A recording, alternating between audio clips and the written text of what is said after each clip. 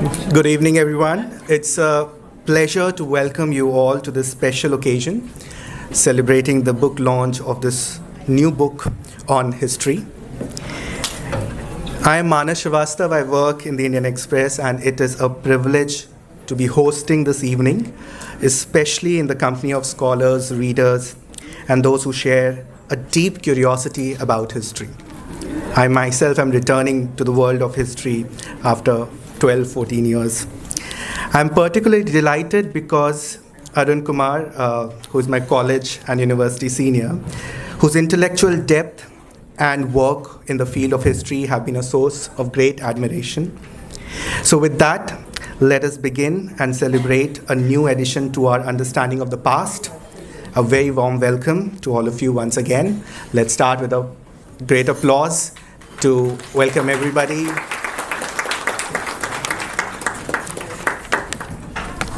Since the speakers are here, let us start with the releasing of the book, unveiling the book. I would also like to invite Muhammad Irfan to be here, and we can please be here. Please come and let's.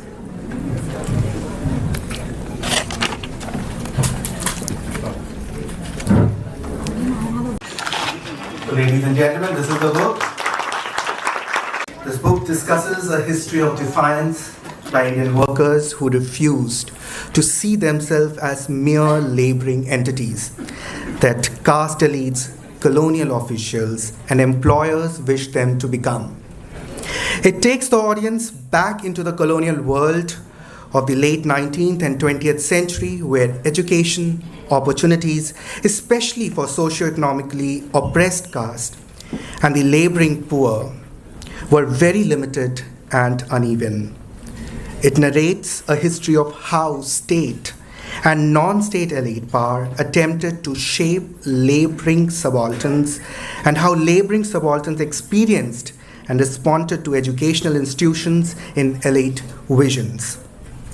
At the heart of this book is the contestation between dreams of educated and literate subalterns and educational vision of elites that the author argues has shaped the projects of non-elites education and marked the birth of industrial and technical education in modern India.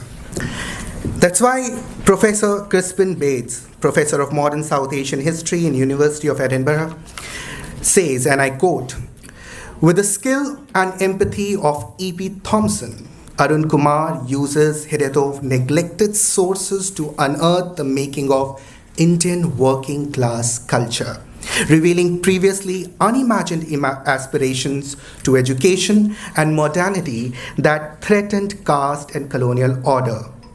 This paradigm shift, or this paradigm shifting book, is destined to become a classic," unquote.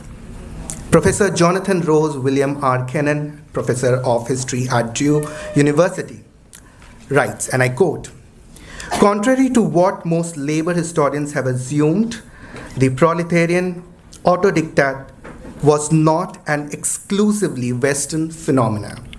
Arun Kumar's impressive research has revealed Indian workers who by the early 20th century were demanding something more than purely technical education. In spite of barriers imposed by class, caste, colonialism, and factory owners, they asserted their intellectual independence through their reading of literature and politics," unquote. The book is written by Dr. Arun Kumar. Well, all those who are sitting here already know him, but I think we must know him in more detail. Dr. Arun Kumar is an assistant professor in modern British imperial, colonial, and post-colonial history at the University of Nottingham. He is also an associate editor of the South Asian Studies, which is a journal of the British Association for South Asian Studies. His research brings together aspects of social and labor history in conversation with education, literary and caste history. His work on workers and laboring caste education and subaltern literacy culture has been foundational in demolishing the myth of Indian workers as illiterates. Dr. Kumar's research, articles, and reviews have been appeared in various international journals, including Past and Present, South Asia, Journal of South Asia, Journal of South Asian Development, International Review of Social History, American Historical Review. He frequently writes for leading newspapers and news portals such as The Telegraph, The Wire, The Conversation UK, Scroll, and of course, The Indian Express. Dr. Kumar is currently working on the concept of nighttime well-being, which looks at the history of South Asian nights and sleep. He's also working on the history of OBC communities. He studied humanities degrees in Delhi University and Göttingen University in Germany. His PhD was awarded the Outstanding Dissertation Prize of the German Historical Institute, London, for the year 2018. He is also the recipient of the Lala Ram Mohan Prize of the University of Delhi for securing first rank in MA History. I now invite Arun to speak about his book and work.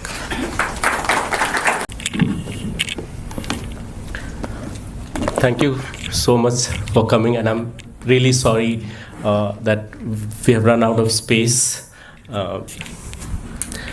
I hope you'll excuse me about this. I'll try to keep myself very brief because we have a stellar panel to speak about the book. But I just wanted to say a few things, especially the making of the book and the core argument of the book. I mean, in general, it's very odd to speak at your own book launch. So, but I'm very honored by your presence. So I'll do some summarization just to kind of give you a sense where the book locates itself in the contemporary landscape. Few minutes ago, you must have noticed that among us was Muhammad Irfan Bhai Sahab, who just came for the book launch. You may have noticed him in the news. Muhammad Irfan, he emerged, I mean, he was there already, but he was noticed by the media during the CJP protest. And what was intriguing about him that media noticed was that he read poetries. He comes from a working class background.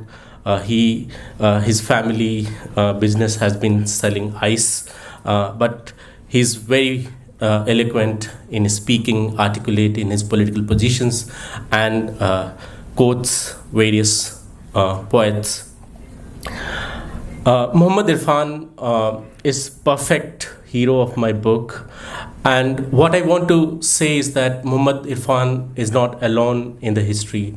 He is preceded by many, and he is accompanied by many, and that is what makes the book situated in the contemporary landscape, that it talks about working class people who desired for education while being at work. And when I say while being at work, I'm also talking about a different dimension that opens up if we talk about their literary, educational, their writing pursuits, and that is their non-work self. So what I try to do throughout this book is to write a very counterintuitive history of working class, that there is a non-working history of working class that we need to recognize, and that is the starting point of this book. As I said, like, Muhammad Irfan Sahab is not alone in the history and in the present and probably in the future, because he's been preceded by many. And the book starts with a poem by a working class poet, again from Bombay, from Maharashtra, and that is Narayan Surve. Some of you probably may know him. There was an incident actually in 2013, I guess. There was a theft in his house, and the thief, when he realized that he's actually stolen TV and other things from Narayan Surve's house. He came back, put the stuff, and wrote a apology note saying that I did not know that it was your house. I'm sorry. So this is the level of respect that Surve had among the you can say quote unquote proletariat or the subaltern world. So this is a poem which is called Char Shabd. It says, the struggle for the daily bread is an everyday question, at times outside the door, at times inside. I am a worker, a flaming sword. Listen, you intellectuals, I am going to commit a crime. I have suffered, witnessed, explored a bit. The sweet ache of my word lies in it. I have messed up, missed out, and learned new stuff. The way I live, that's the way I am in my words. Bread is my first love. I agree, but I need something more. That is why my words casting the royal seal. It is here that I drop flowers into the palms of my words. It is here that I give swords into hands of my words. I haven't arrived alone. The epoch is with me. Be aware, this is the beginning of the storm. I am a worker, a shining sword. Listen, you intellectuals, a crime is about to happen. So, Muhammad Irfan, as I said, Surve, it seems he has kind of recognized that there will be people like him who would be questioning the established norms, the separation that has been kind of building or has been kind of the artificial separation between head and hand, high and low culture, elite and subaltern, culture and labor. So it is the blurring of these boundaries that the book tries to kind of unpack. The book is divided in two parts. The first part is a very micro history of a Lucknow industrial school, which talks about the contestation between students, their parents, and these are artisan students, their parents, and the Lucknow Railway Workshop Authorities and the colonial estate, where the Lucknow Industrial School is established to train industrial labor for the railway workshop in Charbagh. People who are familiar with Lucknow would know that Charbagh has a huge workshop.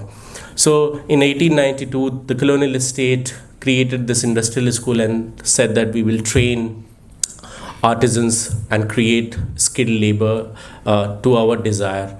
Now the students, the artisanal, it was a free education, so lots of artisanal students joined. 100 seats were initially created and they were all free. So all the 100 seats, in fact more admissions were joined. So what happens is that in the next 10 years there is a contestation between the students, parents and the authorities over the question of what amount of literary education would be given to students. Now in hindsight, what happens is that the students used literary education to not only just become skilled artisans for the railway workshop, they also tried to become school teachers, clerks, and this is what the state authorities didn't like, because they thought that they were spending lakhs of rupees on the school and the school is not producing the desired effect. This is something like a contestation even in today's skill program you could see. And as a result, what happens is that the school is shut down in 1902. The authorities said that we can't actually run it like that because we are not meeting our objective. So there is a misunderstanding between us and the students and the artisanal parents, and they shut down the school. In 1903, they said, okay, we will restart the school, but then they changed the school's name to technical school to make it clear that it's a training institute, it's not a general school. Because artisans couldn't join the general school because there was a fee there. and the level of schooling was not exactly the same, because the schooling required for the railway workshop was much higher, which allowed them to kind of enter into government jobs, especially as a drawing school master, which was a job created by the education department, as drawing was introduced in high schools in 1890s and 1900s in United Provinces, and it created lots of jobs. And these artisanal students competed with the students of the Lucknow Arts and Crafts School. So they were also like competing with the students of the current Roorkee, the IIT Roorkee, which at that time was called Thompson Engineering College. So they were competing with other school students. In any case, the state wanted the Lucknow Industrial School to be of purely manual nature. So they tried to kind of remove the literary component. As a result, the school is closed. The students, they stopped coming. And in 1903, they restarted the school. So that's the kind of story, and then I kind of continue that how kind of that trajectory kind of unfolds into the kind of modern story of technical education in modern India. The rest of the 4 chapters are about Bombay, and in those chapters I talk about factory schools, the night schools of Bombay, and the working class libraries and the neighborhood libraries of Bombay. So they're basically written from history from below, quote unquote, history from below approach, to understand what education was possible for workers, and how education was used by workers, and what were they reading in these libraries, and to what extent was the nature or the extent in terms of the numbers of students, worker students who are attending these schools. So the last 4 chapters are again micro study of neighborhood libraries of Bombay's working class neighborhood libraries. I don't want to go in much detail. I just wanted to kind of say few things. One, that the core of the book is kind of set in a post subaltern studies context, and it is also set in a kind of labor history, the existing social labor history that has come from India, which has kind of enriched our understanding of the subaltern or the laboring classes.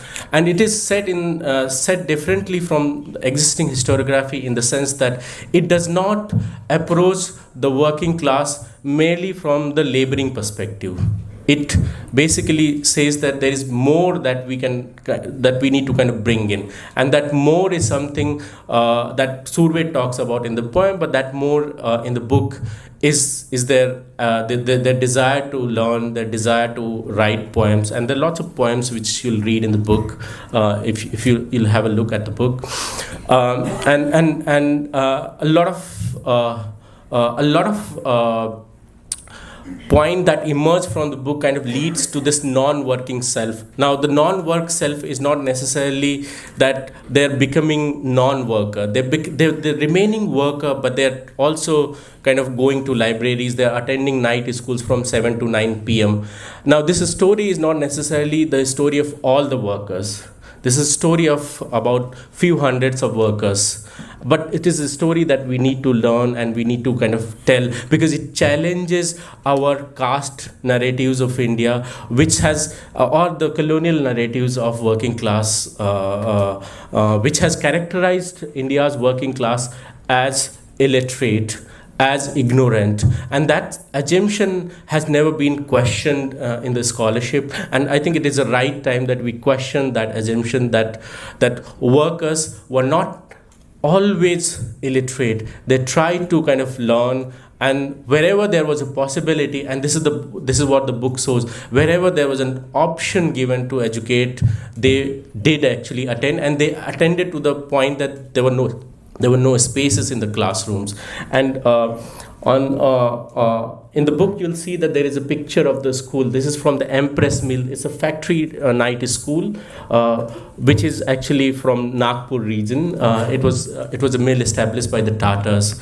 It's a night school picture, and you'll see that it presents a very different picture of the working class, because if you see a lot of pictures of the workers, they're not really well clothed. They are in very poor condition. Here you will see that they're very well dressed. They're sitting. So it's a very different, although it must be a very staged picture, but it still presents a very different perspective about workers that we need to kind of take into account. Having said that, the book also talks about their ongoing struggle and their subordination to capitalism, to capital and employers, and their struggle for time, their constant subordination to manual labor. So it doesn't overlook the fact that this is a constant struggle between workers, between caste elites and employers and the state. One more point, and that is about the silent rebellion. I think why I'm calling the book The Silent Rebellion, and I think I would like to read a page if there is time. Yeah. Okay. Yeah. So this book interprets laboring subalterns' strategies for utilizing industrial, factory and night schools to acquire book-based knowledge and non-laboring jobs as acts of defiance and rebellion at the site of education. Unlike violent revolts and rebellions of subalterns against the state or elites, students' defiance was embedded in the quotidian practices and use of education to better their lives. Laboring subalterns used strategies of evasion, withdrawal, nonconformism, and misappropriation to make education relevant to their lives. How relevant? In terms of letter writing, reading poems. I've written an article on letter writing in past and present, if you're interested, how they used education in their everyday life, but also to send money, to use postal system. What made laboring subalterns' rebellion silent was not necessarily its embeddedness in its quotidian life, but the spilling over effect of their rebellion from the site of education to the world of the social and economic. So the spilling over effect of their defiance at the site of education that went into the realm of social. By attending schools and demanding a liberal education, laboring subalterns silently transgressed their centuries-old caste-based exclusion from the formal knowledge system. By pursuing non-laboring careers and not taking up their quote-unquote expected social and occupational roles, that is to do labor, they silently transgressed from their caste-allocated life of manual labor and hereditary occupations. By reading books, they silently transgressed their subsumption to a laboring life and elite portrayals as illiterates and ignorance. Laboring subalterns not only unsettled the new normative educational order, but also the established caste social order by questioning their reduction to an essentialized identity and self of manual labor. This contestation by laboring subalterns metamorphosed students' quotidian rebellions into social rebellions against the logics of capitalist production, caste hierarchy, and social reproduction of labor. In essence, a dominance theme in the silent rebellion is the history of the subversive subjectivity formation at the site of colonial education, which through transgressions and misappropriations questioned the laboring foundation of the colonial caste society and economy. The book offers a history of a few hundred students who did not accept what they should have accepted at the first hand, that is, their status as manual labor. They defied their role as manual labor. Thank you. Thank you, Arun. I think it sets the tone for all of us to read the book, and I just hope that you should have not read that, there should be some curiosity element for the book. But I think since this is a room full of researchers, so it's okay. Had it been in media, we would have left it for the next episode. Coming to the next speaker today. So this is not all that we are going to discuss about the book.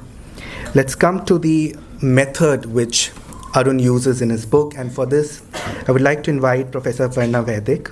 Professor Aparna Vaidik. I'm sorry?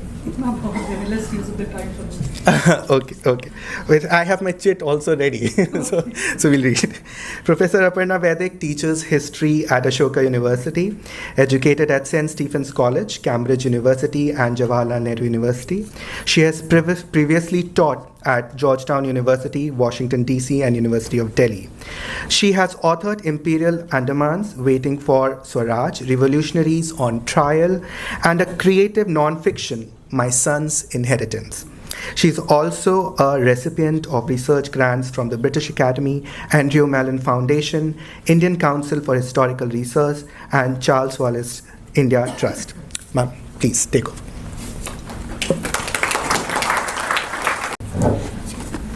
Hello everyone, it's lovely to see a big crowd. Arun, popularity quotient बहुत high है. Now, I want to begin on a slightly personal note. So, if I'm just taking a wrestler imagination, तो मैं और अरुण एक ही अखाड़े से आते हैं, right? और हमारे अखाड़े के एक जो संयोजक थे वो यहाँ बैठे हैं, प्रभु Mohapatra. So, and I wish a long life to this akhada really. So, where I hope many more historians continue to, वहाँ से निकल के तैयार होकर आए. So I'm going to keep my comments in bilingual because I can see a lot of students here and सब तक पहुँचनी चाहिए किताब, मुझे ये लगता है. और मेरा अरुण से भी आग्रह है कि इसको हिंदी में ट्रांसलेट करा लें भाई और पहुँचाएं इस किताब को लोगों तक. So I'll share with you how I read the book because the book is about reading praxis. हम कैसे कुछ चीज़ पढ़ते हैं, रिकॉर्ड्स कैसे पढ़ते हैं, किताबें कैसे पढ़ते हैं, इतिहास कैसे पढ़ते हैं, अपना जीवन कैसे पढ़ते हैं और उसको रचित कर लिखते हैं. So I thought sharing with you guys how I read it might be valuable. And also Arun's used, I was just blown. I was like, good job Arun, every page I'm turning I was like, बहुत मेहनत किया.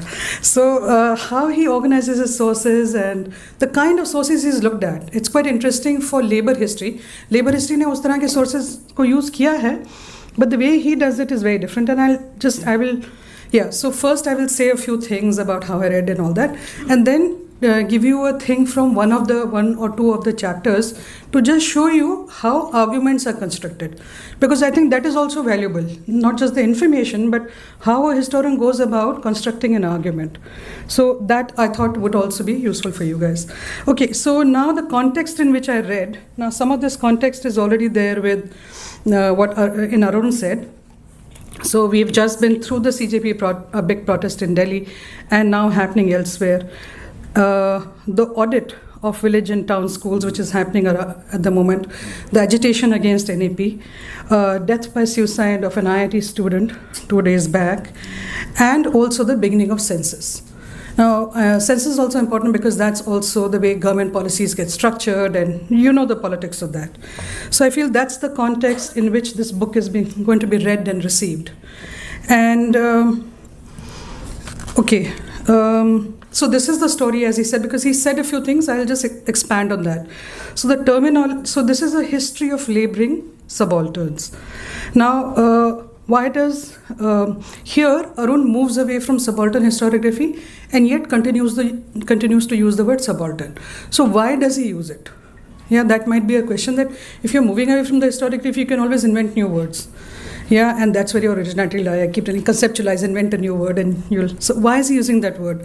Because I think he's trying to say something with it. Let me back and say, now the category of people he's looking at are artisans and factory laborers who are urban and rural at the same time, and they're moving between different worlds. So कामगार, श्रमिक, मेहनतकश, कई शब्द इसके लिए इस्तेमाल हो सकते हैं, बट सिर्फ वर्किंग क्लास से फैक्ट्री वर्कर्स की कहानी नहीं है, ये कई तमाम अलग अलग किस्म के मेहनतकश लोगों की कहानी है. So that's why he uses the word labouring.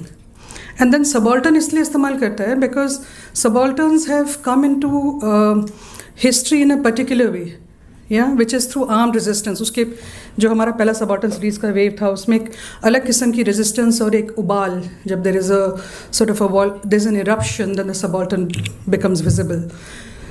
So here also the subaltern becomes visible, but the eruption is of a different kind. So that it makes sense too. So I was like, initially when he was laying it down, I was like, why is he staying with this category? And can there be another one? But as I read the book, I realized, okay, this makes sense.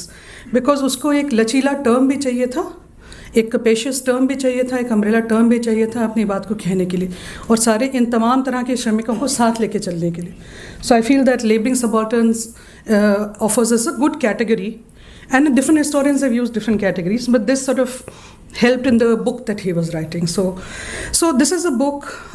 So how I read it was the history of laboring subalterns, and in layers I read it. So एक layer मेरे लिए वो थी, दूसरी layer थी अरुण की खुद की, because I have been following Arun's career for many years and the things he does other than teaching and writing and reading history. So I felt कहीं इसमें एक अरुण की कहानी भी थी, and the journey he makes. And मैं इसको आखिर में थोड़ा जोड़ के बताऊंगी. हाँ, और एक और मेरे लिए बहुत एक पर्सनल कहानी थी of my maternal grandfather who started out as a mill worker. Yeah. हाँ, इंटरेस्टिंग ना.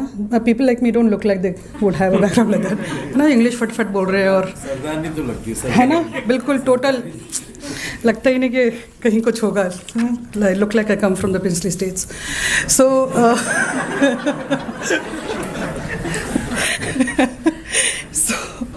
but you also learn to camouflage and get through whatever. But yeah, that's not to say I don't have privilege. So so I think ये 3 कहानियाँ मेरे दिमाग में parallel चल रही थी जब मैं किताब पढ़ रही थी. So in the end I will share how Arun's story and the connect and the disconnect between my grandfather's story and his. Okay, so what is this book about? ये किताब किस चीज़ के बारे में है? अब आप इस किताब को एक मिथ बस्टर के तरह भी पेश कर सकते हैं जब आप इसके बारे में अखबार में लिखें तो which will sell even more copies. Here is a myth buster about the Indian labor. So पहला myth जो अरुण ने भी बोला, myth of indifference and apathy of the workers or of the श्रमिक वर्ग towards education, कि हम तो उनके लिए ऑफर करते हैं, देखो वही नहीं आते. हाँ, so there is that constant refrain. Look, we started this thing for them and they are not taking the benefits that are available to them. यही लोग नहीं पढ़ना चाहते, इन्हीं को सेंस नहीं, you know, like that. There's a lot of sort of blame heaped on the working classes for perceived apathy. Yeah, so this book sort of challenges that. It sets out to challenge that. Second thing it does is that often the working classes, and that's where he destabilizes the term working class. That's why he's also not using the term working class, because he says primary identity of laboring subalterns is always just reduced to work. Yeah, because they're supposed to labor and उनका predestined है life, कि laborer का बच्चा laborer ही बनेगा और आगे laborer ही बनेगा, and there's a presumption that they also believe in this predestination, that intergenerationally this is never going to be broken. Yeah, so he says no, it's not actually like that.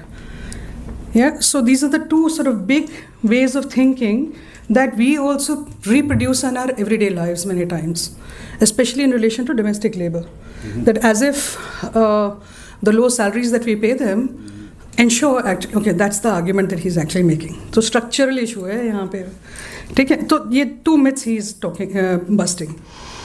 So either one can read the book as a myth buster, or one can read the book in the following ways as well. Now, I felt that this book was an attempt at, and a very successful and forceful one, at epistemic justice. Through narrating practices of epistemic injustice. Epistemic and real injustices. So, मैं कहानी बताऊंगा अन्याय की, जैसे मैं न्याय कर सकूं. So I think that was the tenor, that is the moral impulse driving the book, of how do we, and can I put out a story there that other people can also draw on to make sure that there is epistemic justice in the world. क्या हम वो कहानियाँ बोल सकते हैं? Because so far subaltern stories have been stories of simply rebellion, armed rebellions and so on. Yeah, that's also like giving them a voice and all that, and there is this whole politics of representation and the critique of that. And here, the way he narrativizes, that's the sort of thing that is pulsating through the text. How do I ensure there is epistemic justice? Epistemic justice का हिंदी क्या होगा? न्याय तो हो गया, epistemic का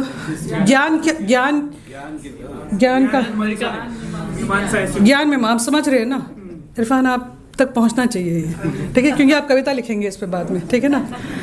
तो ज्ञान के जैसे हम किस चीज़ को कैसे कहते हैं कि एक लेबर, एक आदमी को अगर लेबर कह दिया तो यानी कि उसका बस और कुछ हो ही नहीं सकता, मतलब वो शायद किताब नहीं पढ़ेगा, ये अज्यूम कर लिया जाता है, या so that is epistemic injustice उसमें, या सो एक न्याय की बात है इस किताब में. Second thing, if education is shaped by power, all of us know education is shaped by power. But I also feel, but what the argument that the book is making, that the people who get educated or people who are involved in the process of education also reshape power.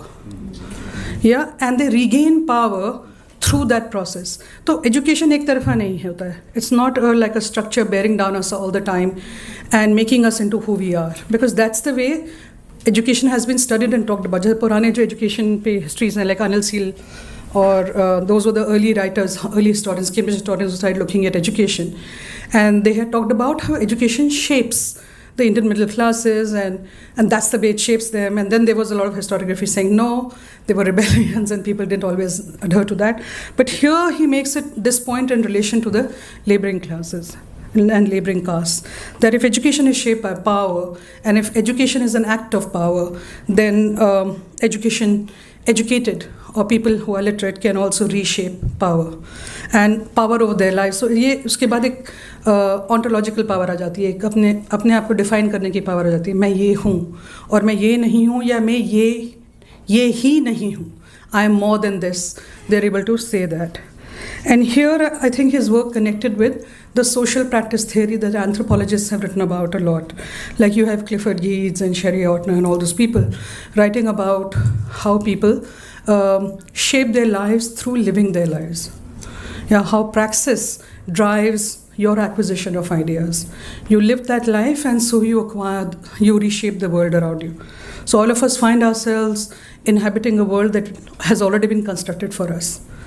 And it almost feels like we have lost agency because the world is already shaped in a particular way. But social practice theory is actually saying, no, humans, we shape our world.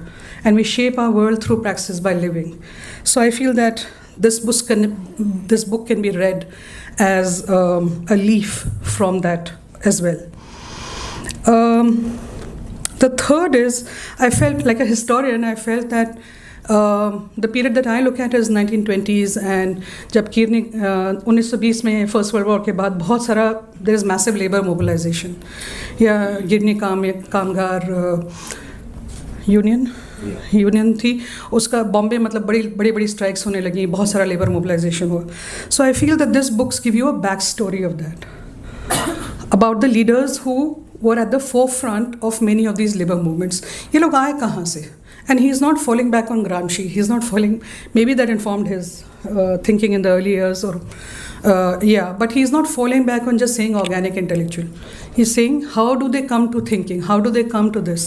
How do they think of themselves as non-work people? How is their self informed by what is happening in the world around them? By books. Yeah. So this is also a backstory, a sort of almost a genealogy of these labor movements in the 20s. This book is also a sort of a making of a great deal of, because his work concentrates on Bombay in the second half. It's also the making of the Dalit movement. उसका back story है इसमें कि उनके साथ भी क्या हुआ, क्योंकि ये जो वर्कर्स की कहानी है और दलित पब्लिक स्फीयर की कहानी कहीं कहीं मेल खाती है, कहीं कहीं जुड़ी हुई है आपस में, because caste and class are interacting with each other in a way, especially it's visible in Bombay. So I felt that this book does all this successfully, and that's the way it can be read. Then about silent rebellion, he's already spoken about it, and I felt two words that sort of do even more job of explaining what this silent rebellion is. क्योंकि rebellion अभी तक हम लोगों ने देखा है as I said सबाल्टर्न्स का जो आर्म्ड रिबेलियन है, हूल हुआ, हल्ला हुआ, या जोरदार गूंज हुई, गदर की गूंज, so rebellions have always been defined by loud noise. There is a sensory element to them. या here something else is happening that is serendipitous, जो ऑलमोस्ट विजिबल ही नहीं है. जैसे घास उगाती है कुछ दिन में, हाँ, कुछ दिन में छोटी होती है फिर एकदम से उगाती है. So that happens. So something so serendipitous जो अपने आप ही हो रहा है कई, एंड उसको मैप करना कई बार मुश्किल होता है कि ये कैसे हुआ, ये विचारों में परिवर्तन कैसे हुआ. And it is happening at an everyday level. या so that is one word I felt that silent को ये और गहरा करता है समझने में. And the other word is transgression. And this Arun uses, and I wish you had said more about it because such a useful word for what you are saying. यहाँ transgression का मतलब है जो सीमा आपके लिए निर्धारित करी गई है उस रूप में ये इस्तेमाल, उसको आप लांघते हैं. तो सीमा लांघना, और ये सीमा जो लांघी जा रही है चुपचाप दबे पाँव, बिना बहुत सारा हल्ला करे, और उसमें कह दिया कि मैं नहीं आ रहा हूँ क्लास में. आप मेरी क्लास में आइएगा अगर आप मेरे से पढ़ रहे हैं तो, पर क्लास बंक नहीं करने का, बट क्लास में ना आने का, और कह देना हम भर्ती नहीं होंगे स्कूल में, पढ़ा लीजिए आप जिसको पढ़ाना टाइप, मतलब उस तरह का. दैट इट्स अ ट्रांसग्रेशन जहाँ पर आपके लिए एक नॉर्म बनाई जा रही है और आप कह रहे हैं नहीं मैं इसको नहीं मानूंगा. या but this transgression, like I was captured by the word trans. 5 minute रह गए. Okay. So I was captured by the word trans because I felt that there is a lot of writing around this in queer theory and all that, कि trans वो है जो ना ये है ना वो है और दोनों है, दोनों का सम्मिश्रण है. So I felt that way the story, the word subaltern, laboring subaltern was very useful because वो एक सम्मिश्रण को उसको सूचित कर रहा है, अंकित कर रहा है. Okay, so very quickly now मेरे पास चूँकि 5 मिनट हैं, 2 पार्ट में किताब है. पहली पार्ट में लखनऊ में स्थित है, आर्टिजनल क्लास की कहानी हो रही है, और इनमें से बहुत सारे अर्स्टवाइल, तो ये जो आर्टिजनल क्लास है ये कास्ट भी हैं because these are many of them are erstwhile untouchables. Part 2 में बॉम्बे हैं और फैक्ट्री वर्कर्स हैं. तो 2 अलग किस्म के श्रमिक आपको मिल रहे हैं, और दोनों कहानियाँ थोड़ी अलग हैं लेकिन दोनों में लैंडिंग पॉइंट्स हैं. हाँ, सो एक में है in the Lucknow story there is a gradual process of filtering out of students from the artisanal background. धीरे धीरे स्कूल में एनरोलमेंट कम होने लगता है, और ये नहीं कि कोई बोल रहा है कि मत आइए, वो तो दे रहे हैं फ्री में आपको पढ़ाने, लेकिन वो लोग नहीं आना चाहते. सो ये क्यों हो रहा है? तो एक तो कैसे हो रहा है उसको एक्सप्लेन कैसे करा जा रहा है. तो British are saying working class can't teach them, they're always disinterested, so they put the blame on the labor. Then what are the historical reasons? Now historical reasons, historians will say that this is a British failure to understand the work lives of Indians. There's a cultural difference. But here Arun steps in and says, no, wait a minute, there is more happening here, and the problem is structural. Problem है structural, क्योंकि वहाँ school तक पहुँचने के लिए बहुत effort लगता है पहली बात, और वहाँ पर जो पढ़ाया जा रहा है वो बहुत बोरिंग है. And the wherewithal that you require to leave your home and get there, that wherewithal is not available. Now, even if I went to school and studied, where are the networks of power, networks of capital, or networks of market that will elevate me and allow me to continue earning? तो आप पढ़ भी लेते हैं तो भी आपका proletarianization बना रहता है. And thankfully he doesn't use any of this old Marxian language. मतलब it communicates well, but he steps away, and I was grateful for that. So and same thing is happening in Bombay factory workers, where night schools are बहुत reluctantly night schools खुलते हैं, लेकिन फिर एक बार खुलने लगते हैं तो उसमें से जब लोग निकल कर आए हैं वो अपने लिए और खोलने लगते हैं, तो it becomes a wave. Now the common pattern is in both of them is the students make sense of the education in their own way and use them to their own ends. सो उनके लिए निर्धारित किया गया था कि वो labour के family से आते हैं तो लेबर ही बनेंगे, पर उनमें से कई लोग टीचर बनना चाहते हैं और टीचर बने. हाँ, तो जो उनके लिए निर्धारित किया गया था उन्होंने ट्रांसग्रेस किया. दूसरा, उन्होंने रिफ्यूज़ करी ये पहचान कि वो सिर्फ एक लेबर हैं. हाँ, वो लेबर से ज़्यादा हैं, और उन्होंने अपना एक नो वर्क सेल्फ क्रिएट किया, और ये नो वर्क सेल्फ लेजर से अलग है. This is not leisure time जो हम लोग बोलते हैं ना, मी टाइम, फैमिली टाइम, हाँ बहुत चीज़ी लगता है वो, पर हम लोग करते हैं वो सब. लेकिन this is leisure time is connected to a more bourgeois way of consuming and being part of the market. He's saying no, this is non-work time. So that's also an interesting distinction he makes. Now very quickly I'll show you quickly the method एक chapter का कि कैसे he is. So how do you right, the question is how do you right subaltern histories, how do you right working class histories, क्योंकि इनके sources ही नहीं मिलते हैं, खुद बहुत कम लोग लिखते हैं. एंड आफ्टरवर्ड, जैसे सुरवे ने भी बाद में लिखा, वो अपने पूरे प्रोसेस के बारे में कम लिख रहे हैं, तो कैसे लिखते हैं हम इन्हें. तो चैप्टर 3 से मेरा एग्जाम्पल है. So Arun starts with the report of United Provinces banking inquiry committee. हाँ, अब ये सुनने में बहुत रैंडम लग रहा है ना, but he starts with that and he uses that to map the shifts in artisanal sphere. कि मिंट्स बंद हो गई थी लखनऊ में, वीवर्स डिक्लाइन हो गए थे, फैमिन है, फूड प्राइसेस हैं. So this is to, he is building an argument to show कि स्ट्रक्चरल इशूज़ हैं, हाँ, जो प्रिवेंट कर रहे हैं लोगों को आने में. तो कैसे आप कर रहे हैं, आपने सरकार की ही एक रिपोर्ट ली, उसमें से बताया ये कॉन्टेक्स्ट सेटिंग करी. फिर दूसरी रिपोर्ट ली, report of industrial survey of United Provinces. तो इसमें दिखाया, इसको फिर जोड़ा दिखाने के लिए कि dead bondage of artisan to कारखानदार्स, जो कारखाने वाले थे, मास्टर वीवर्स. तो एक आर्ग्यूमेंट बनना शुरू हुआ. फिर तीसरी चीज़ उन्होंने ली, एक और report, the report into inquiry to bring technical institutions. तो इसको फिर यूज़ करा अपना आर्ग्यूमेंट बोल्स्टर करने के लिए, to tell the reader the situation in artisanal neighbourhoods, the distance from the school, lack of networks of capital and all. So he is using the 3 reports to actually build an argument of how the structure is keeping the laborer in place. And then he supplements his argument wherever there are absences with historiography. So historiography of industrial schools in Bombay and weaving schools in UP. And finally he uses this report from 1901. So this is also going back in time. जो पहली report है वो 1930 की है, आखिरी report है 1909 की है. Proceeding of Educational Conference in Shimla. So this report, and then report of Committee of Industrial Schools and all that, to make a point about lives of the artisanal laboring classes. So, and he does a lot of reading against the grain. Yeah, so just for you to remember this. And then how is he writing about night schools? Where is he getting the material from? He's getting that from Times of India. He's actually culling out materials from the newspapers, which is unique, you know, and telling an entire story of night schools. And he's also used Meerut conspiracy case records, court records. या जब उन्होंने उन leaders को पकड़ के ले गए तो कौन कौन सी किताबें जब्त करी, तो किताबें जो जब्त करी उनके नामों से पता चलता है कि वो क्या क्या पढ़ रहे थे, एंड द फैक्ट दैट वो पढ़ रहे थे. Yeah, so look at the way he sort of makes his argument using different variety of sources. Okay, so I'm going to stop here and just connect back Arun's story with my grandfather's story very quickly. My time ज़्यादा ले लिया, मुझे पता है. Okay, so here is my maternal grandfather who studied up till 4th grade and he worked as a laborer in a brick kiln, जहाँ वो जो भट्टे होते हैं ईंट के. फिर उसके बाद he moved to book binding. Yeah, leather का बुक बाइंडिंग करते थे वो. फिर उन्होंने न्यूज़पेपर बेचना शुरू किया. And why am telling this is because this is exactly the story that Arun is telling, that वो आर्टिजनल जो ये जो लेबरिंग सबॉर्टन है ये मूव करते रहते हैं जॉब टू जॉब, क्योंकि जहाँ जो मिलेगा वो काम करते जाएंगे. So precarity is so high. Book binding, newspaper hawker थे, फिर वो मिल वर्कर बने, मिल में काम किया. एक खैबर पास पे एक fancy silk and weaving mills थी, उसमें काम करते थे. अभी भी उसका बोर्ड लगा है शायद. हाँ, तो वहाँ काम करते थे. And then he started working in a book shop. But here the story diverges because he is an upper caste man. तो उनके पास वो नेटवर्क अवेलेबल है, right.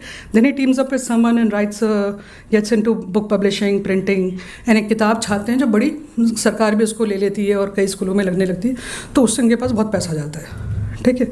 Now by the time my mother was going to college, my grandfather had become Lala ji.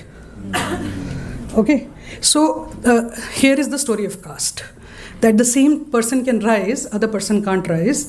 And then there is another connection with Arun's story. Now Arun ends his book, and which I felt was a slam dunk on libraries. Yeah, on how libraries played such an important role in mobilization and helping people read. Yeah, and he himself has started a library in Kalyanpur and supports this library in Bansa. Yeah. And The charitable institution that my grandfather set up also runs one of the biggest community libraries in Delhi. Yeah, and उसके community organizers भी यहाँ पर आए हुए. So, and the main basis on which that runs, and that library has made, उसके जो sister organization है, the library is run by the community library project, उसकी sister organization ने 200 से ऊपर libraries पूरे भारत में बनाई हैं और बनाते जा रहे हैं वो लोग.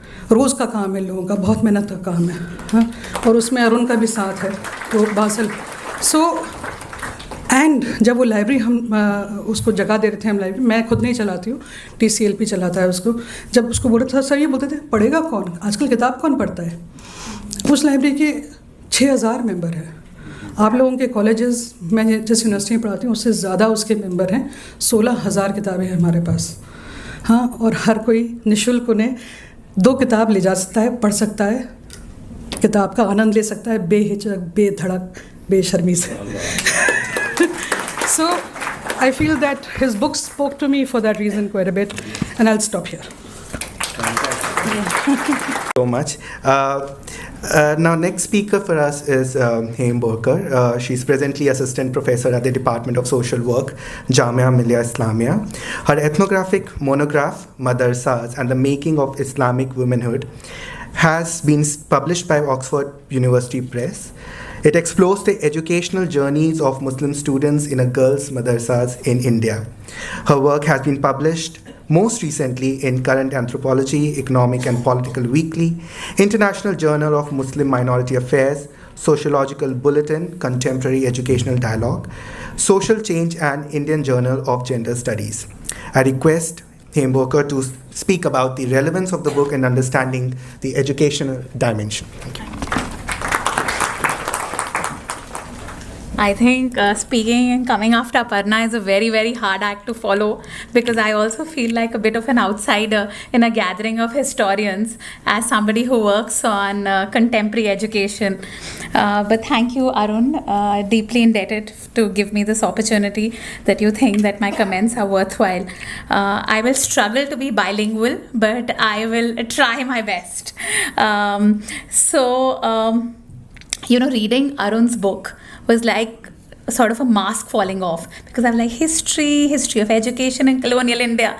Let me see what I can muster of what is contemporary. But it basically talks about, I think, for all of us, and particularly it's so topical, that if we're looking at education and exclusion, I think it really tells us that where do the roots lie. Arun's work, Silent Rebellion, explores education in the late 19th and 20th century labouring poor, artisans, factory workers, and people who work in the service sector who belong to the oppressed classes, and highlights that while the colonial state tried to educate these labouring poor, which led to the birth of industrial and technical education in India, these institutes were made with an explicit purpose, an explicit vision, that they remain within that fold of being the labouring poor. They find their caste calling of manual labour, and they stay there. However, the poor themselves had different ideas, and that is why I think he calls it the Silent Rebellion, because they did not follow this destined labouring fate. They wanted a literary education, they wanted to become clerks, teachers, poets, and there was this quiet non-acceptance and defiance which echoes through each of the pages of the book. I think Aparna before me has already talked about the 2 parts of the book, so I'm not going to go there. But my interest in Arun's work, and I think for anybody who wants to study education and exclusion in the present day, stems at 3 levels. The first is that it highlights the relevance of history from below. I'm not a historian myself, but as I said, it was very obvious to me when I read the pages that what are the deep historical roots? How does the past weave into the present? The narratives are indicative of the subjectivities which constitute alternative histories. I think Arun himself said that, how the laborers do not only work, the myth of the indifference and apathy. And we encounter this a lot of times when we go in social work, we work in community schools. A common refrain of the teachers is, इनके दिमाग में भूसा भरा हुआ है, ये तो पढ़ना ही नहीं चाहते हैं. These are very, very, almost sort of building this image of somebody who's unteachable. And I think Arun, more than the history of it, talks about the politics of it. And I think that's something that I found extremely interesting. That how is it that 19th century sediments of caste, labor, education have shaped the present? So, I mean, in education, like a doyen is Arun Kumar, who's worked on the history of colonial education. And he basically sort of says, Macaulay, I don't think in this gathering I need to talk about Macaulay's minute, but this sort of notion, popular notion of colonial education is that it wanted to produce clerks, right? But that Arun Kumar, in his sort of work on the political agenda of colonial education, says is sort of mythical. There was a complex, layered colonial project, and it had a certain ideological structure.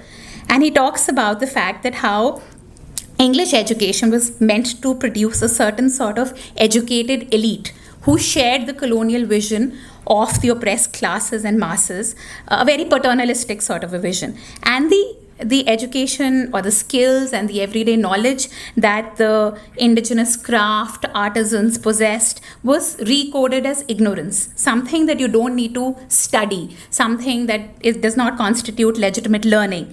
So, I almost felt like when I read Arun's work that it provided the missing piece of the puzzle, that what happened, what did this devaluation actually do? What happens when this when a certain form of learning is not considered as learning, and it was institutionalized as a curriculum only meant for industrial and technical institutions. And so if Arun Kumar's work is sort of a structure and Arun's work is like a big missing piece in it, another sort of work on what is the notion of merit in Ajanta Subramaniam's work in IIT Madras, I think is like a sequel, because it tells us that whatever Arun is talking about has not gone away anywhere, right? So she looks at colonial education, and in 1921, I looked these figures up because I was like, I'll be speaking to historians, so I better dig up these figures. She said that in 1921, Brahmins made up 74% of the engineering college graduates, even though they were only 3% of the regional population. So it was the elite so Arun's subalterns were channeled into the industrial technical schools, the ones that he talks about, as though that was their natural caste destiny. And in the same apparatus, there was a route by which the upper caste moved into a modern professional status as the builders. They were the new builders of the new modern India, the engineers, right? And she says that engineering education spaces, like whatever we construct today as merit, there was nothing natural about it. It was caste privilege which was reproduced as using the metaphor of merit, that the application, the discipline, that these people are a natural fit for engineering came through a lot of work, through coaching classes, English fluency, family capital, and generations of head start. And it was dressed up as merit and individual achievement. So what I'm trying to say is, I think the point that I'm making, that what deeply resonated with me about Arun's work is that there is a larger political apparatus, a colonial project of education, and we possibly understand a part of it which produces the elite, but what did it do to the laboring classes? And I think that is why, for me, that is deeply important about Arun's work.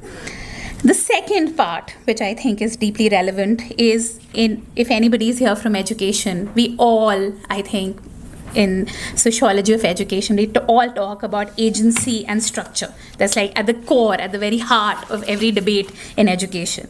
And I think that, it's always seen in binaries. There's agency and there's structure. There's resistance and there's social reproduction. And I think that, again, Arun's work breaks this very binary because he talks about that how these institutes were meant to reproduce skilled workers, but at the same time what happened is, from the very tools that they got in these institutes, from the very opportunities they got in these places, they questioned that or made or navigated some little space for themselves. A work that I think, again, has a lot of resonance to say, where I want to drive home the point that something that Arun is saying is not something that happened only in 19th and 20th century. But for example, Professor Muhammad Talib's work on stone quarry workers in Delhi, he talks about the fact that even in an extremely oppressive system, the workers sought pockets of azadi. Little pockets, and those pockets may not even constitute as autonomy or azadi for other people, which was basically that, let me take up work on a wage labor, again, very exploitative, piece rate basis, but something which defines, where I can define my pace of work. Let me take up work where the supervisor's eyes are not like eagle eyes on me, where I'm away from the supervisor's eyes. So a context in where you can negotiate or navigate greater space for yourself. So I think that's the second part that I really like, that how you can express agency without overtly overturning the structure, which I think greatly resonated. The third part, I think, is, again, where we see the immense relevance in today's times. NEP 2020, which we all, I think, sort of are experiencing and encountering in our own different ways as students and teachers. The heavy emphasis that puts on vocational education, starting from class 6th, the skill-based credits, the multiple entry and exit. I think Kumar's work, Arun's work, shows that this is not a new idea. Colonial India had exactly the same understanding and did the same experiment with industrial and technical schools to produce better workers, not educated citizens with greater opportunities or people who could seek alternative futures. The NEP's vocational push really needs to be seen under this historical understanding of having pre-decided, segregated educational tracks, which are sort of based on your caste, class, occupational background, rather than choices. So vocational streams for some and a liberal university stream for others, which very quietly, almost silently, reproduce the same inequality that they seek to address. And in this entire razzmatazz of NEP, where did the RTE go? Where did the right to education go, which talked about educational equality? That is been right now, RTE is seen in terms of access. We have 99.9% access in primary education. Okay, but what is the terms on which that access is provided? And I think that is the question of inclusion and exclusion that Arun's work again highlights. The workers were included in the fold of education, okay, but what did they want education for? They did not just want the tag of being educated. They just didn't want better skills. They wanted something more. They wanted literacy, they wanted clerical jobs, they wanted to become teachers, they wanted to write, they wanted to express themselves, and the education wasn't designed to give them that. And I think Arun's work brings that out very strongly. So what were the terms of inclusion? And I think that's a question which all of us who work on education and inclusion grapple on a daily basis. Okay, and for example, Amartya Sen says that, it's very easy to say who's excluded. Who's excluded? Somebody who's not allowed to go to school. Okay, but there is something beyond that. What is beyond that? What is beyond that is that you are allowed in the educational spaces, but on extremely unequal terms. And I think that is what the entire question the CJP protests were raising, right? And I think that is what you can see through, that this entire question of questioning the terms of inclusion that comes from Arun's work is something that deeply resonates. That deeply resonates. I don't want to get into examples. I have written a couple of them. Maybe in the questions we can take them up, but I will stop here. Arun, I do look forward to your integrating gender, though, in your work, and also a little more on what is your commentary on contemporary times, rather than us having to read through the lines. But thank you very much.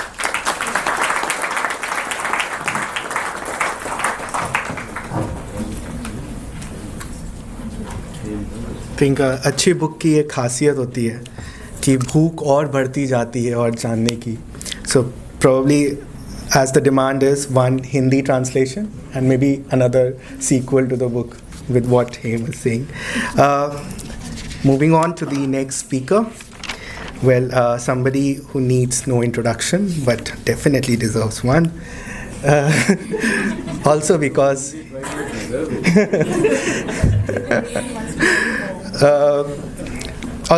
he is my teacher too.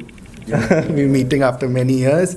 Prabhu Mahapattra retired as professor and head of Department of History of Delhi University in 2025, where he taught and supervised research on economic history, labor history, and history of migration and global history of servitude since 2002.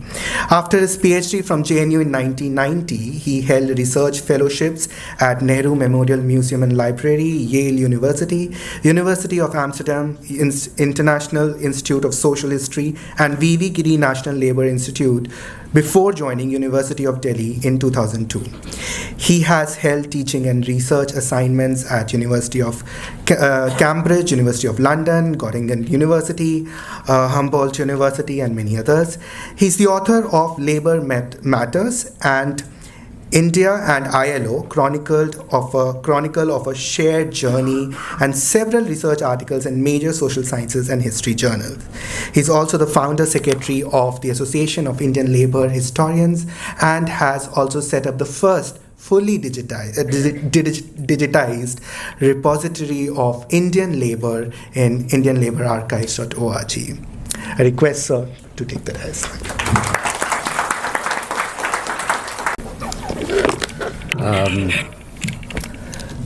It's a great privilege to talk about Arun's book. There are at least 3 of them. I have a lot of him. It's the first time I'm meeting you, him, but I was really impressed. It's really tough to go after both of you.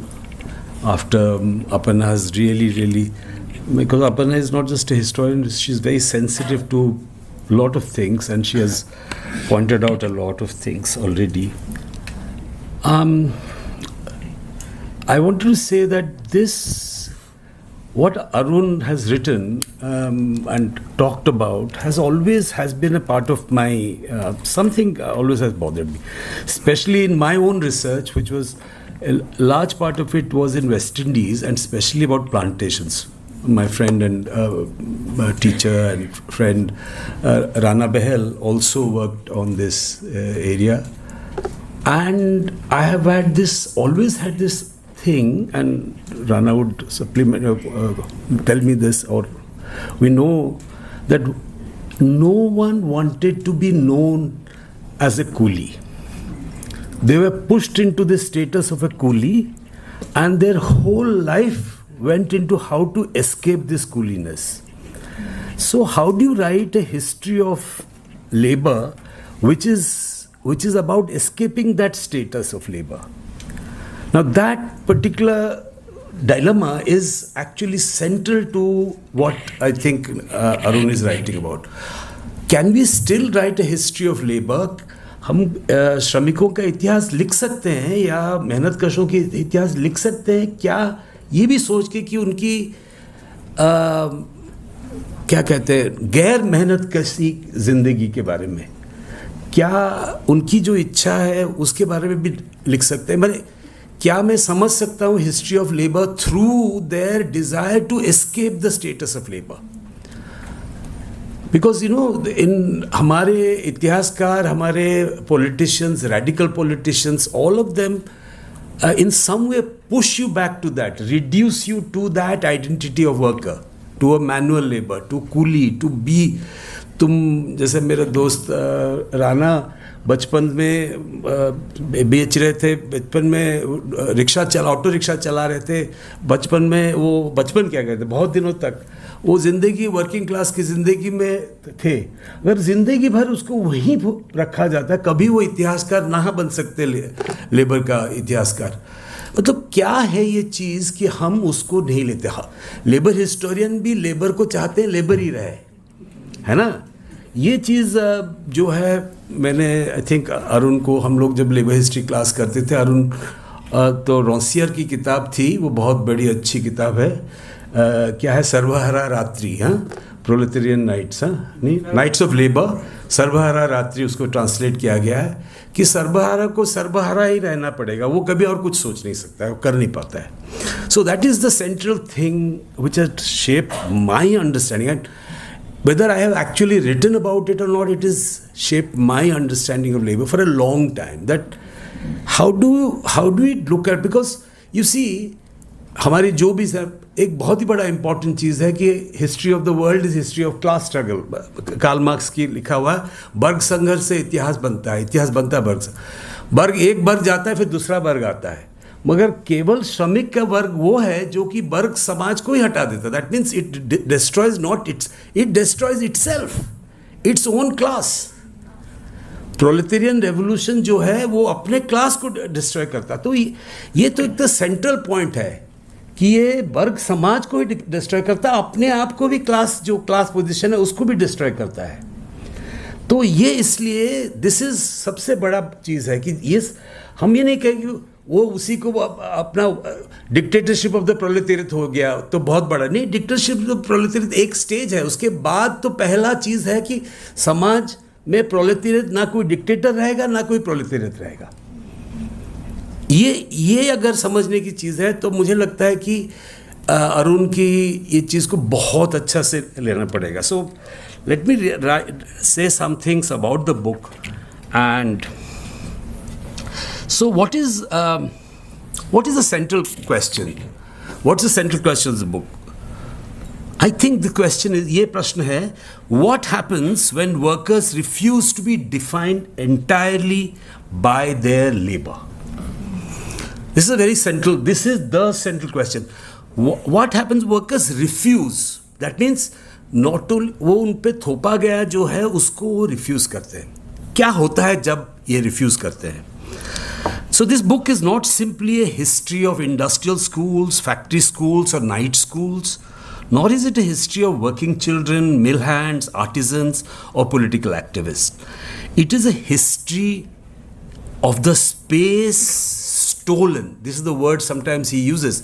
Space stolen by workers created between, around and beyond work. A space जो चुरा के लिए है, एक जगह अपने छीन के लिए है, चुरा के छीन के कह सकते हैं। A stolen space of learning, dreaming, desiring, reading, thinking and political imagination. मतलब ये एक चीज़ है, हम उसकी किताबों में पहला दूसरा चैप्टर का नाम है artisanal dreams. Do workers dream करते हैं कि नहीं? हम ड्रीम करते हैं, बट वर्कर्स का ड्रीम कुछ नहीं है। वर्कर्स क्या ड्रीम करता है? खाली क्या सरबराह समाज, मतलब ये वर्ग समाज चलेगा, वो ड्रीम करता है? क्या ड्रीम है? Do we know what they dream? What is our, if we think about our dreams and think, do we what could be the workers' dreams? And how do you know them? How do you know those dreams? कैसे पता चलेगा, है ना?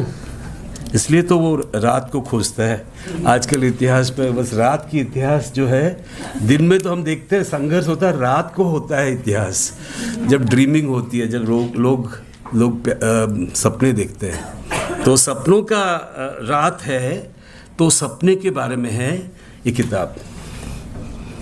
The books fundamental claim, अच्छा, Kumar calls this, Arun calls this a silent rebellion. Already mentioned, but silent rebellion, because it did not always take the form of a strike, an organized movement, or an open confrontation with employers and the colonial state. It could take the form of attending school after the working day, learning to read and write, रात में वो जला के पढ़ना, काम करके आने के बाद थोड़ा जो लाइट है उसके अंदर पढ़ना, aspiring to a clerical and intellectual occupation, refusing a caste assigned destiny, or imagining oneself as something other than a laboring body. Okay, so ये एक central question है, इसी को ही rebellion कह रहा है वो, silent rebellion.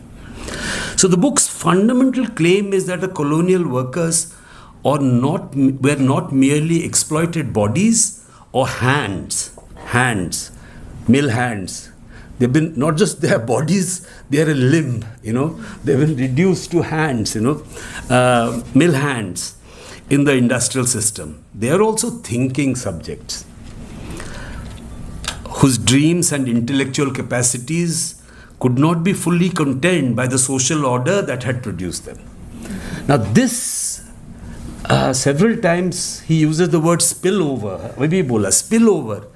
वो उसको आप कंटेन नहीं कर सकते, वो उछल जाता है, वो जैसे दूध स्पिल कर जाता है गर्म होने से, वैसे ही ये स्पिल ओवर होता है ना. मैं ये बात को थोड़ा सा एक बताता हूँ कि I'll come back to this question. So that which cannot be fully contained, that which cannot be fully contained, जिसको आप उसको बांध नहीं सकते, जो हर वक्त निकल आता है, वही चीज़ को शायद ये फंडामेंटली चीज़ है जो किताब में बता रहा है.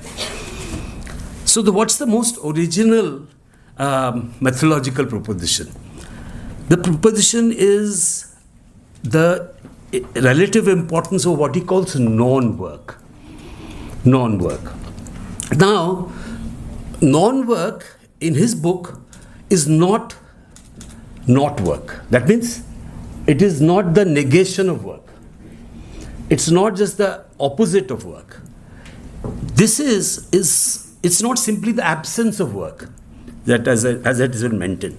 It is not an empty interval left over after labor. Okay, just काम करने के बाद जो टाइम है वो नहीं है. It is a distinctive sphere in which workers' dreams, aspirations, intellectual interests and political possibilities took shape. That means it's an active space. It's an active space. It's not absence of work. Work में activity है, not absence of activity. It is an active space, but it's not the opposite of work itself. It is that space which is, its positive content is this. Non-work appears as a negative content, but इसका positive content ये है कि ये जगह जहाँ है, ये वही चीज़ है जहाँ लोगों की सपने, intellectual capacity, उनके वही intellectual interest और political possibilities, political imagination, जहाँ वो पनपता है, वो है वो स्पेस. वो ऐसे भी हो सकता है कि वो काम के अंदर भी हो सकता है. This is what I would say, that this can happen. It is not after work. It can happen within the work itself. Non-work can happen. लोग कहते हैं आदमी इसीलिए तो एक्सीडेंट होते हैं, सपने देख रहे हैं लोग, और इंडस्ट्रियल वर्कर्स को बहुत कहा जाता है कि भाई क्या देख रहा था, सपना देख रहा था उसके अंदर. Inside the work also you can imagine non-work. Inside the work itself. So there are a set of such binaries which is very much in his thing. The central one, of course, the classic one between mental and physical. So work, non-work, mental, manuals. Okay, it could also map into another one, European, Indian. Okay, it could be upper caste, lower caste. So all these appear as binaries, but they're not equal. One is higher, one is lower. So these are binaries which are hierarchically positioned binary. Work is given more status than non-work. Mental is given more status than manual, and so on. European versus Indian, mental versus upper caste versus low caste, all these. So this is where the possibility, if it was merely the opposite of each other, mutually exclusive, or it would not be an important thing. It is the possibility of transgression. The idea of transgression can arise only because they are hierarchically linked. They are hierarchically linked, relatively distinct worlds. Okay, concepts and worlds. And it is this which allows for so this hierarchy and linked hierarchy could be seen in a very interesting thing which you mentioned, him, which you noticed very much. Exclusion and inclusion. You can exclude. That is happening. Large number of our workers at that time were excluded from any education. That's a fact. But there is a process which starts when you include them. You include them and you create another set of. So that's what I like the term you used. Ki the terms of inclusion itself is being determined. So it's not pure exclusion by which this thing operates. The system operates not merely by excluding. It is by including you, and then जो school में आज बच्चों को जैसे नीचे बिठा के पानी चावल देते हैं जैसे कर रहे हैं, इंक्लूड है. एनरोलमेंट रेट 100% हो गया है. अब क्या स्कूलों की क्या ज़रूरत है? स्कूल बंद करो. 95,000 1 लाख स्कूल बंद है, क्योंकि भाई सबके तो सब इंक्लूड हो गए हैं. और क्या चाहिए? कैसे इंक्लूड हुए हैं, कैसे आए हैं? हम उसको बोलते हैं ड्रॉप आउट रेट, देखते हैं बहुत सारे, बट कैसे वो पढ़ रहे हैं, क्या पढ़ रहे हैं, कैसे पढ़ाया जा रहा है, किस तरह से उनको उनकी हर छोटी छोटी चीज़ों को मारा जा रहा है. हाँ, कैसे? बट उसके अंदर भी कुछ पढ़ते हैं, निकल आते हैं. वो चीज़ है, पढ़ के निकल आते हैं. ये तो विडंबना है कि कैसे निकल आते हैं उस स्कूलों में से निकल के, कैसे उसमें से भी अच्छे लड़के आ जाते हैं. I don't know what Arun school was like. Arun school अपने गांव की स्कूल तो अच्छी थी, बट यहाँ आके जब पहले पढ़ा, कैसे पढ़ा वो भी इंक्लूड हुआ. बट कैसे ये जो प्रोसेस है ना, इसलिए हमें बहुत अच्छा लगता है उसका term spill over. Spill over, तुम उसको ये हायरार्की में कंटेन नहीं कर सकते हो. वो ऐसे भी है, वो जो नीचा है वो ऊपर चला जाता है, कभी कभी ऊपर वो ट्रांसग्रेस कर जाता है. So this is one thing. So what does he asks the worker. Now this is a very interesting point. I think Aparna, you would have noticed that, but you didn't perhaps talk about it. He talks about an actual split in the self. Workers, और जिनको worker कहा गया, वो अपने आप को एक विखंडित करते हैं. डिवाइडेड सेल्फ हो जाता है. एक वर्कर सेल्फ, एक नॉन वर्कर सेल्फ. कौन करता है वो? क्या बाहर से किया जाता है या वो खुद भी करता है? ये एक बड़ा इंटरेस्टिंग क्वेश्चन है कि this divided self, is it a schizophrenic self?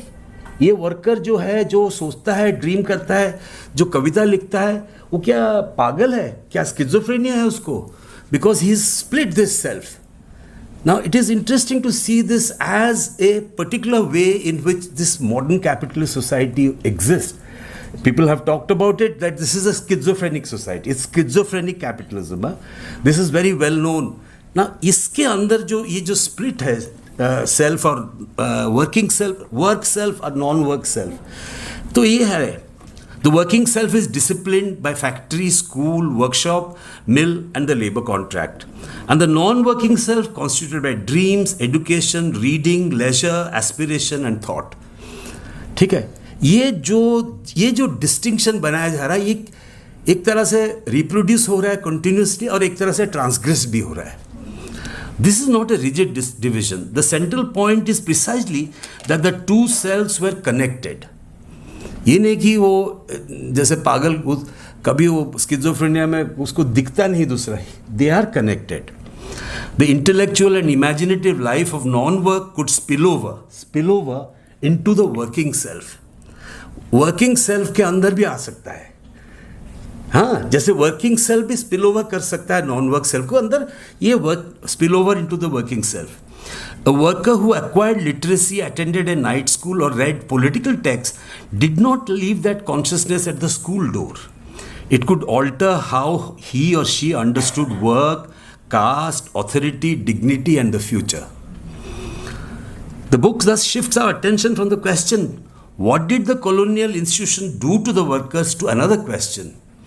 What did workers do with the limited spaces that colonial institutions made available to them? So this self-activity of workers, this is an activity. Dreaming is an activity. Imagining that I can do something else is an activity. And this is the self-activity of workers. This is a significant change of emphasis. हम तो जानते हैं colonial state क्या कर रहा है, colonial state ने कैसे ऑप्रेस किया, कैसे हम जानते हैं मैकोले ने क्या किया, सब कुछ जानते हैं. मगर वर्कर ने क्या किया? जो छोटी सी जगह मिली उसमें उसने क्या किया? ये चीज़ हमें देखनी पड़ेगी. So I just want to get back to something which he knows. I was already talked about Rossier and the distribution of the sensible. Rossier जो इतिहासकार फिलोसोफर है, कुमार ने अरुण ने रॉसियर की ये एक चीज़ हमें एक पॉलिटिकल इंपॉर्टेंस समझाया है. रॉसियर के लिए politics concerns the distribution of the sensible. मतलब what is this? The historically organised division of what can be seen, heard and said and thought. ये कैसे हिस्टोरिकली कैसे हमारे सामने डिवाइडेड होके है.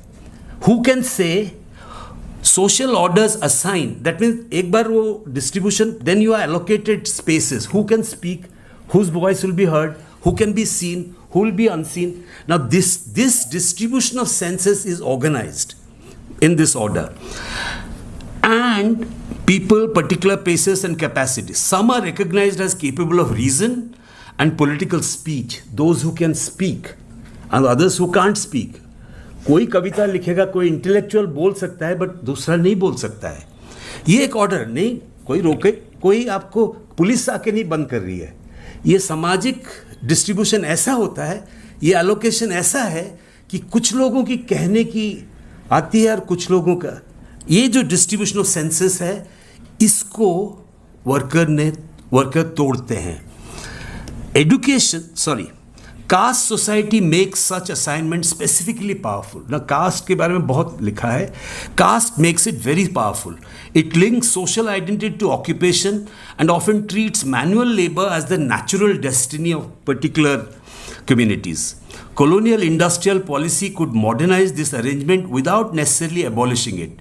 It could seek to produce more efficient, trained and disciplined laborers while retaining the distinction between those who think and those who work. Education unsettled this distribution. So education unsettled, even though it was designed to produce that distribution, it unsettled that distribution. When a mill hand learned to read, when a child in a factory school acquired intellectual ambitions, when a night school student became a political activist, the boundary between the worker's body and the intellectual's mind became less secure. The issue was not merely that workers gained useful skills, it was that they claimed capacities, reason, reflection, speech, writing and political judgment. That the social order had distributed unequally. ये जो resources, intellectual resources को जैसे distribute किया गया, उसको उन्होंने लिया है. मैं एक point बस करके उसके बाद 2 मिनट है, मैं 5 मिनट है मुझे बोलने के लिए. एक Arun ने लिखा नहीं, but I want to just talk about a dialogue which is there within the book and amongst many of us. Dialogue with Hannah Arendt. Hannah Arendt बहुत बड़े फिलोसोफर थे. उनकी ह्यूमन कंडीशंस में किताब में वो बहुत स्ट्रॉन्ग डिस्टिंक्शन बनाते हैं labour, work and action. It's a framework for thinking through Arun's work also. Although Arun's history also exposes important limits, and that's what I want to say. It is not there explicitly in his book, but I want to take on Hannah Arendt's this triple division: labor, work and action. उसके लिए action सबसे highest था, work second है, नीचे है labor. क्या कहता है उनका नाम क्या दिया था लेबर का? animal laborans, animal labor, laboring animal. That was the lowest form. He uses Aristotle, basically he used Aristotle to say this is the lowest form of life, lowest form in which, and then you have crafts people doing work and something they are doing, and the highest form is action. When you do, you are homo politicus, or you take zoon politikon, you are a political animal. So this transition or this kind of hierarchy is central to it. This image has obvious relevance to colonial industrial worker. The mill hand, the child worker, factory labor were often treated as replaceable bodies whose labor sustained the industrial system. Their time was organized around production, fatigue and reproduction. Their value appeared to lie in their capacity to work. The danger of this perspective is that worker becomes visible only as a laboring body. We see wages, hours, exploitation, injury, and discipline. But not always the person who reads at night, dreams of another occupation, educates a child, writes a letter, or joins a political movement. Arun's book insists that we must not reduce workers to animal laborants. Hannah Arendt का जो lowest form है उसको नहीं करना है. Worker is also a person who thinks, judges, remembers, imagines and acts. अभी हमारे और एक साथी who's written a beautiful book called The Soul of Kali Yuga, Shankar Ramaswamy की किताब है ये वर्कर्स के बारे में कि वर्कर्स हम सोचते हैं वर्कर्स कोई मतलब क्या करता है. एक पूरा किताब उन्होंने लिखा है वर्कर्स क्या सोचते हैं, उनकी फिलॉसफी क्या है. To actually think that workers can be philosophers. You know, we are all philosophers. गामची ने बताया था हम सब फिलोसोफर हैं. सब कोई स्पेशलिस्ट नहीं है, सब जगह स्पेशलिस्ट फिलोसोफर. वर्कर्स का क्या फिलोसफी है, उसमें वो कलयुग की भावना क्या है. बहुत सुंदर किताब है, आपको कहूँगा. एक तरह से उसकी किताब जो कि वर्कर्स का सोचने का और उनकी इंटेलेक्चुअल कैपेसिटी को एक तरफ दिखाता है. सोचने का ढंग किस तरह से फिलोसोफाइज करते, किस तरह से अपने दुनिया को अपने फिलोसफी से देखते हैं, वो चीज़ हमें देना है. ये और अरुण का तो historically it's very crucial that he has brought this out. So, for Hannah Arendt, action is the activity through which human beings appear before one another as political actors. Action depends on speech, plurality, participation in a shared public world. This is especially helpful for understanding the second part of Arun's book. Some of the people who entered schools as workers later became political activists and revolutionaries. So, at the same time, so the workers, Kumar ka material may lead us to question Arendt's sharp distinction between labour and action. Okay कि animal लेबरेंस वो काम नहीं कर पाता, वो काम ही करता रहता है, कुछ नहीं है, और एक पॉलिटिकल एक्टिविस्ट है. And this is so this the colonial industrial education participated in this division. Technical industrial schools could provide selected workers with limited knowledge while maintaining a broader hierarchy between those who planned and administered, those who possessed recognized technical expertise, and those who performed manual operations, and those whose caste location marked them as suitable only for particular forms of. So ये interesting चीज़ है. उन्होंने दिखाया एक तो industrial school के अंदर literary education versus vocational, जिसको कहते हैं whatever industrial education. Industrial school के अंदर होता है. उसने दिखाया कैसे लखनऊ में it rose and then decline and then it degraded into something else. Bazaar workshop for artisanal declining artisan के बच्चे के लिए एक बाजार वर्कशॉप स्कूल बन गया एक तरफ. दूसरी तरफ एक टेक्निकल स्कूल बना. सो टेक्निकल और इंडस्ट्रियल स्कूल के टेक्निकल के अंदर भी ये डिवीजन बना. जो बनेगा इंजीनियर बनेगा, जो ओवरसियर बनेगा, और उसके अंदर जो हमारे देख रहे हैं IIT डिप्लोमा स्कूल और इंजीनियर के लिए engineering college.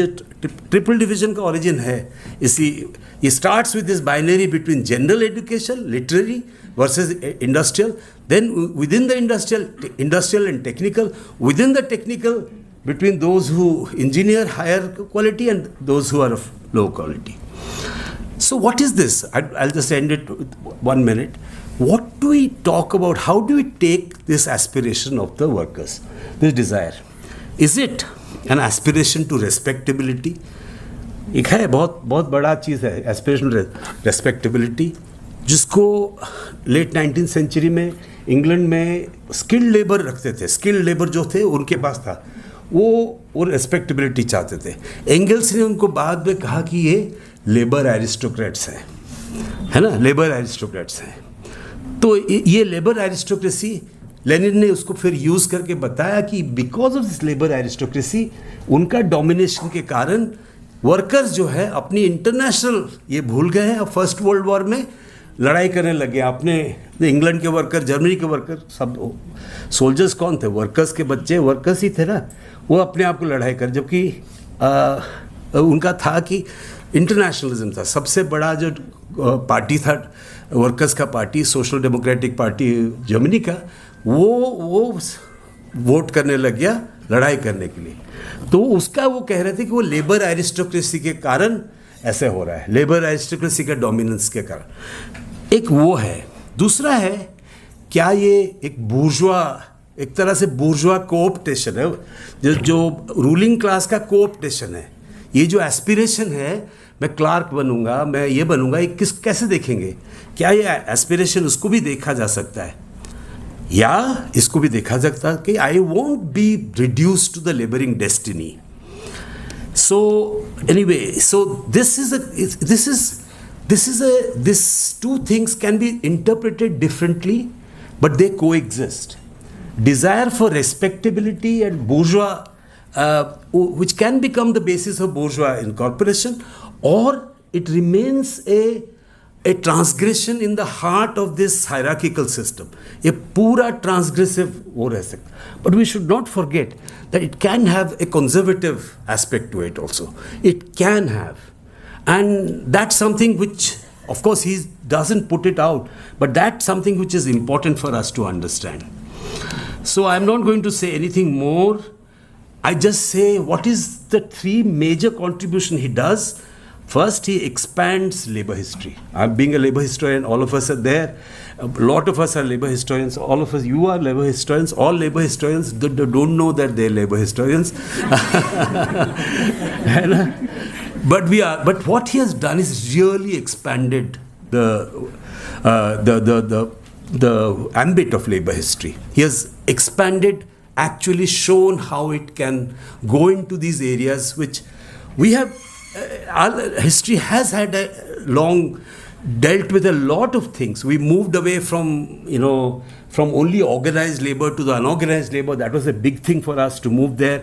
But to move from work to non-work, and to make non-work as a political category, as an academic conceptual category, that's a major. So labor history must also include education, literacy, leisure, dreams, fatigue, family aspirations, reading, correspondence, political self-formation. मेरे साथी चित्रा जोशी का जो किताब पढ़े होंगे कानपुर के ऊपर, उसमें बहुत सारे इस तरह की लेबर इंटेलेक्चुअल्स के बारे में है ना. तो ये तो हमने कुछ तो किए हुए थे. How they had, but to make it a focus about this, क्या नाम था चित्रा? श्रीराम ना, श्रीराम और सुदर्शन चक्र. वो कैसे, how they used the language of myth and all to. So lot of work has been done earlier, but this is a real breakthrough. It has really moved it forward. The second, it revises, very strongly revises educational history. Education history को बहुत strongly revise किया है. मतलब education history has been put between this two things.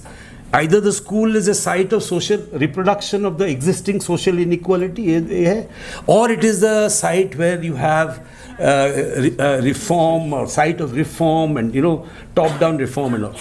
But to show the exact connections between these two, why even when they are reproducing the so-called social order, it can also challenge them. It can challenge them. That is, I think, a major, absolutely major. And third, it places caste at the center of modern labor history. I would say we have tried, but it makes, because it's a particular configuration of class with caste in India, where he says, Arun says crudely, the upper caste is upper class and the lower caste is lower class. The working class is lower caste. It's a crude estimation, but we know it is not. Caste and class do not map onto each other exactly. There is a kind of intersection. There is also great difference between so class formation and caste. Caste cannot be formed. You are born into a caste, so there is no caste formation history. But the caste, which is static, and class, which has this possibility of transformation, it doesn't map. But I think caste को labor history के अंदर हमें strongly लाना है, much more, because that constitutes a very. So that's where I think he's making. So if I have just two questions, I think him about it. First is, his sources are amazing, quite a lot, but he has to do something. He has to do it from so like the people he actually talks about are very few thousands, maybe few thousands, all the data he would be thousands. He keeps on saying that, and only few hundreds whom he can actually track, and maybe few dozens of 5 or 7 or 10 who actually he tracks in the.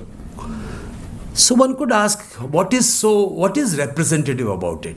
So are you talking about these thousands of millions of workers who don't have education? How do you draw this radical conclusion that we must not think of the working class as illiterate, and we must not think of the working class as totally devoid of any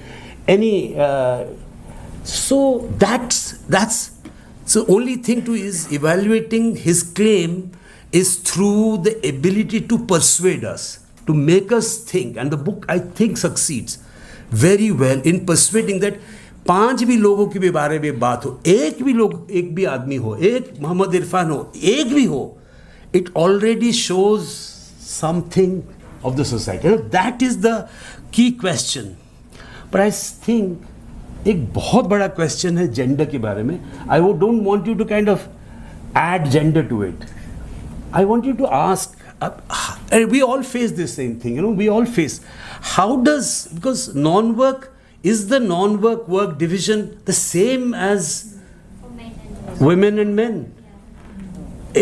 No, it is not the same. I'm not saying it is the same. I'm saying, how do we kind of bring that in? How do we bring it into the constitution of even this bill? This non-work work, unpaid work, housework, homework, all these, and how does it shape this intellectual world that the workers are doing this? I don't want to say much, but I want to say that I'm so proud to have been at least for a year at least been a teacher of Arun, but that's not why I'm proud. I'm so proud that I have shared similar things, have talked and conversed with him for a long time, and I'm proud that he has really brought out such a wonderful book. Thank you very much. Just one. Just 2 minutes. I have to end with this beautiful poem of Narayan Surve. Surve, as we know, he became a communist. His parents, who had adopted him, were communists, but Communist Party, he had to leave or he was thrown out because of his marriage and things, whatever. Love marriage. Because of love marriage. That's an old thing in Communist parties anyway, not many. Either you marry within the party or if there is something happening, so usko chhod diya. Magar he remained always true to. But this is an interesting poem. Huh? This is about Karl Marx. He said, बचपन से उसको बताया गया Karl Marx है, जानते हो Karl Marx कौन है? वो बहुत जब कार्ल मार्क्स है, सो कार्ल मार्क्स वो जानता, तो लिख रहा है, in my first strike Marx met me thus. I was holding his banner high on the shoulder. In the midst of procession, Sister Janaki Akka asks me, recognize him? He's our Marcus, our father, born in Germany, wrote bag full of books and returned to dust in England. What of sannyasi, dear friend? All lands are what is sannyasi, dear friend? All lands are equal to him. He too had a few kids like you. Few kids. Afterwards, I was addressing a meeting. Then why this depression, poverty? Where lies it? वो कह रहा है, भाषण दे रहा है. Why this depression, poverty? Where lies it origin? Again there came forth Marx. I tell you, says he, and spoke unobstructed to the end. मैंने Marx उसके अंदर घुस के बोल रहा है. हाँ? The other day he stood listening to my speech at a gate meeting. Now we alone are heroes of history, of all the biographies too. Henceforth, मतलब हम ही होंगे. Worker कह रहा है. हाँ? He was the first to applaud then, laughing boisterously. He put his hand on my shoulder and said, "Are you a poet or what?" Nice, very nice. I too like poetry. Goethe was my favorite.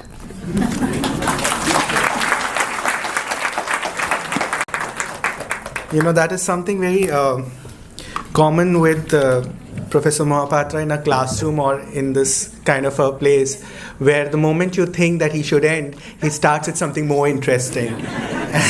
And then you feel like कि हम ही चुप हो जाते हैं. But but I think, you know, a good discussion, whether it's a book reading or a good discussion, should not end with all answers satisfied, but also, you know, it should lead to more questions and queries. So कायदे की बात तो ये होती कि मैं पहला question पूछता, क्योंकि इतना लिख रहा था बैठ के, किताब भी थोड़ी बहुत पढ़ी और सब, as a moderator that's a job, but I think I would open it for the floor. So I would request, especially students. Okay, so we have first raised hand. So if there is a mic.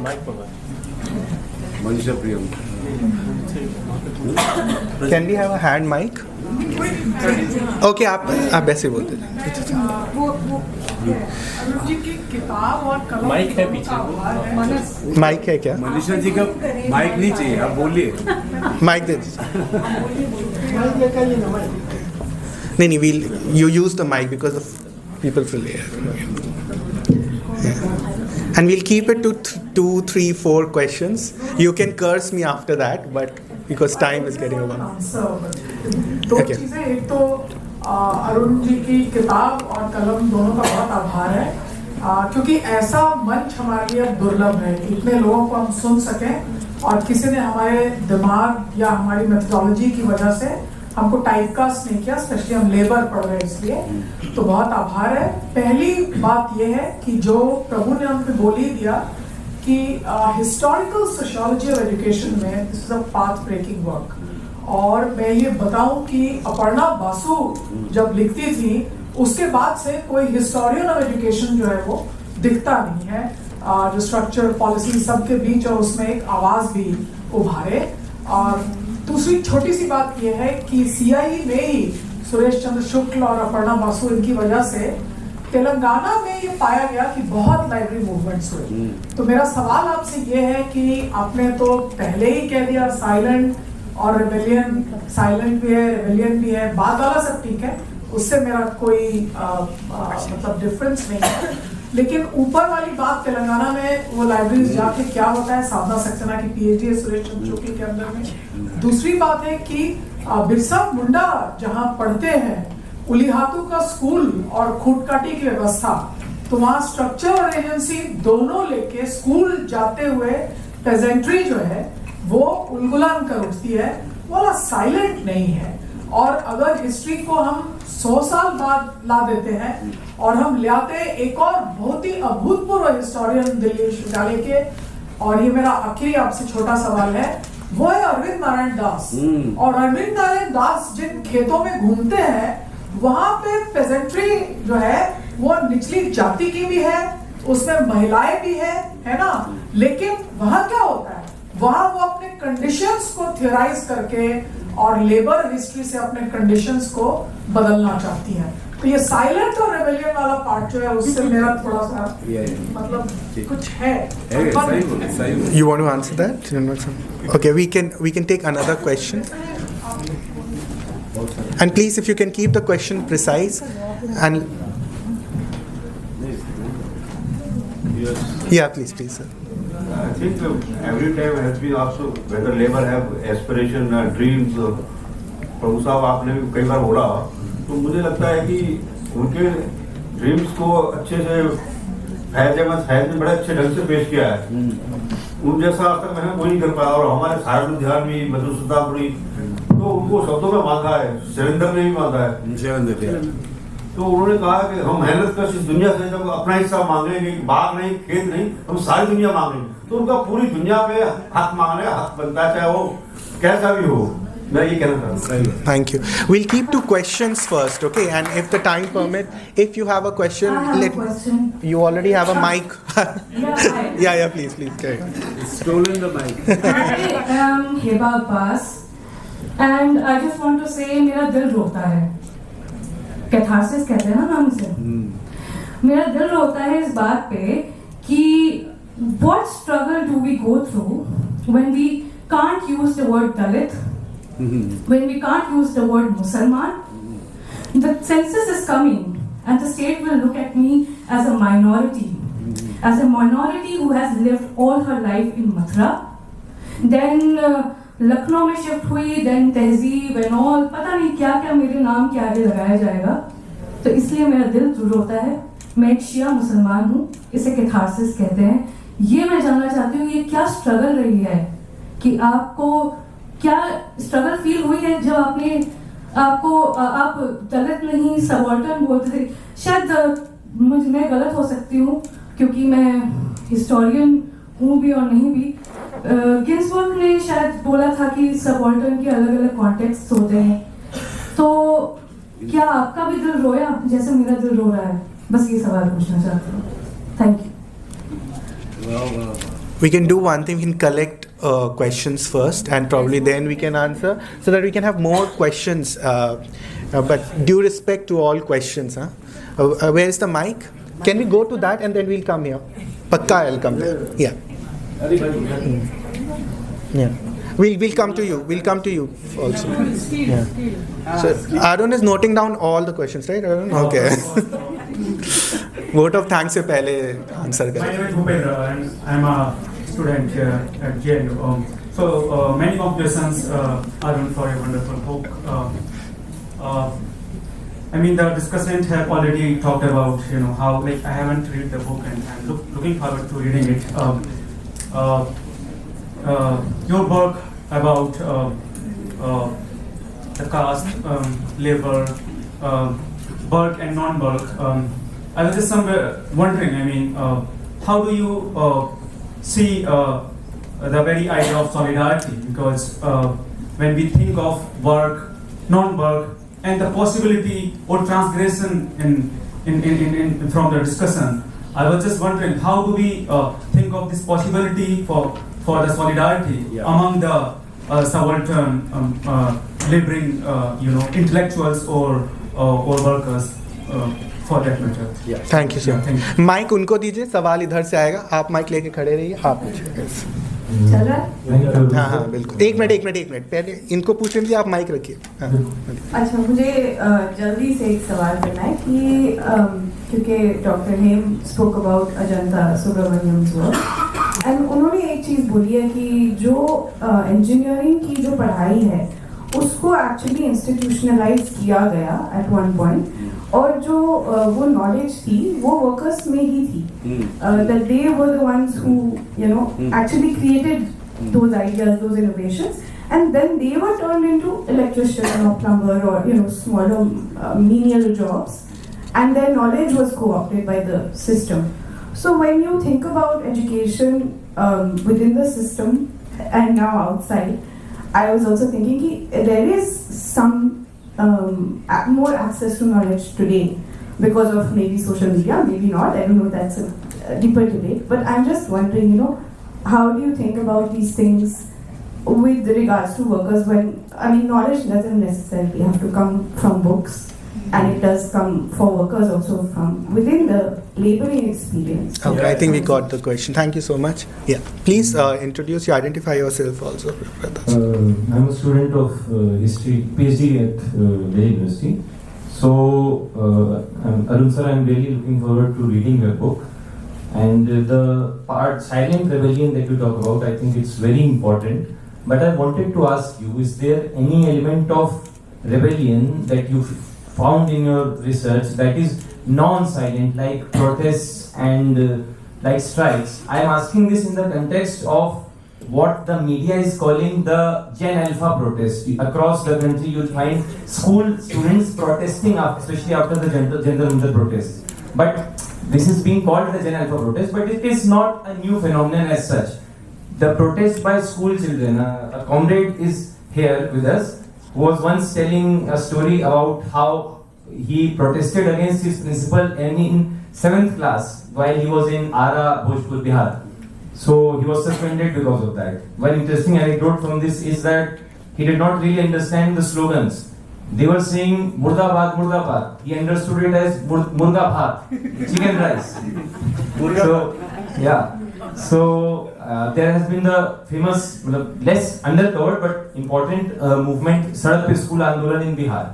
So I was asked, my question was specifically, are there any instances of this in the industrial school that you're talking about, or the workers' factory, the non-silent rebellion? Is there? Can you find that in your work? Okay, one last question here. Yeah, you can. I'm Ria. I'm pursuing my PhD at Center for Historical Studies, JNU. Congratulations, sir, for the book launch, and thank you everybody for your thoughts. Sir, I want to ask that when we consider traditional archives, especially they record for like workers, they record only the essential things that always reduce them to economic units. And as discussed, your book is introducing a framework regarding the non-work histories of working lives. Like when we discussed what were their dreams of becoming poet, clerks and teachers. I have not read the book yet, but I just want to know that how did you methodologically track these intimate non-work aspirations? Because maybe my lack of knowledge, I feel that the colonial and corporate archives that you maybe relied on were designed strictly to measure their physical labor and industrial output. So how were you able to track that? Like one thing you told us कि वो किस तरह की किताबें पढ़ते थे, इनसे हमें पता लग सकता है, लेकिन ये तो एक बहुत छोटा पार्ट हो सकता है इतनी बड़ी बुक का. So और क्या आपने यूज किया कि आपको ये पता लगे कि इनके सपने क्या थे? लाइक क्या जो रात का स्कूल का करिकुलम था वो दिन के करिकुलम से अलग था? जो सेम स्कूल पढ़ा रही वो दिन में इंजीनियरिंग मैन्युफैक्चरिंग में लगी है और रात को वो सपने दिखा रही, तो क्या करिकुलम में डिफरेंस ऐसी स्कूल्स से? How are you able to reach? Okay, so let's take the answer. No, very well done. Can we take answers first, and let's see then if we have time for questions. Thank you so much for these important questions. I'll do my best to answer all of them very briefly, so I think I'm conscious of time. And start with Professor Manisha Priyo's question about the silent rebellion, the title, and I agree. Thank you. And I do agree that these that there is a larger history of protest, political protest emerging from education.